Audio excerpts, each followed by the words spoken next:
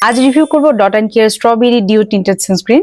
এটা রিভিউ অনেক আপুরা জানতে চেয়েছিলেন, তো আমি দীর্ঘদিন ব্যবহারের পরে আজকে রিভিউটা শেয়ার করছি। আমি যখন নিজে এটা রিভিউ নিয়ে একটু ঘাটাঘাটি করছিলাম, তখন আমি খেয়াল করলাম এটার খুব ভালো ভালো পজিটিভ রিভিউ আছে এবং বেশিরভাগ রিভিউ এমন যে এটা ইউজ করলে মেকআপ ইউজ করার কোনো দরকারই নেই, যেটার সাথে অ্যাকচুয়ালি আমি এগ্রি করি। তবে আমার এখানে কিছু কিন্তু আছে।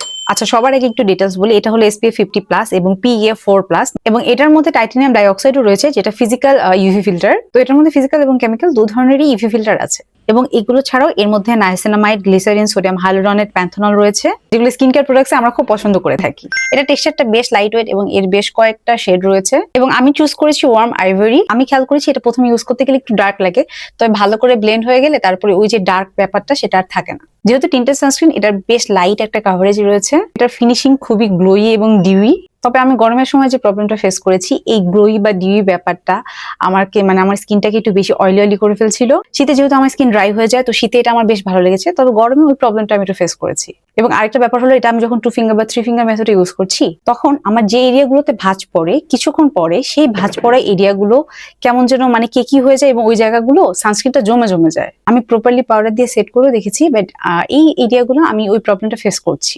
বাট এছাড়া এই সানস্ক্রিনটার বাকি সবকিছুই আমার বেশ ভালো লেগেছে। এটা আমি হাত দিয়ে ইজিলি ব্লেন্ড করতে পারি, আমার অন্য কোনো কিছু লাগে না এবং ব্লেন্ড হওয়ার পর বেশ ভালো একটা কাভারেজ আসে এবং আমার স্কিনে যদি কিছু রেডনেস থেকে থাকে সেটাও খুব সুন্দরভাবে হাইড হয়ে যায়।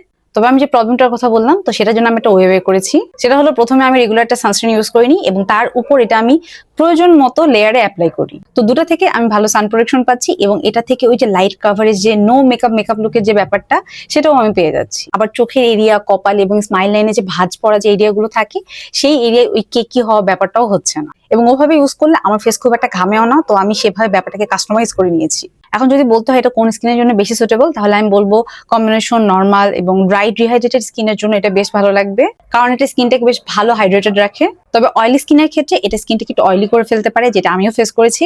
তবে পাউডার দিয়ে ভালো করে সেট করে নিলে এই প্রবলেমটা খুব একটা বেশি হয় না। আর বাইরে গেলে ঠিকমতো রিঅ্যাপ্লাই করতে হবে, তো সেই জন্য আমি রেগুলার সানস্ক্রিন ইউজ করি, না হলে সানস্ক্রিন স্টিক ইউজ করি এবং তারপর আবার পাউডার দিয়ে হালকা করে ড্যাব ড্যাব করে নিই, তখন দেখা যাচ্ছে ফিনিশিং আরো সুন্দর হয়ে গেছে। তো এটাই ছিল এই প্রোডাক্টটা নিয়ে আমার ইউজার এক্সপিরিয়েন্স এবং এই প্রোডাক্টটা ট্রাই আউট করার জন্য আমাকে পাঠানো হয়েছিল নাকড়ে পেজ থেকে। পেজ আমি কমেন্টে মেনশন করে দিব।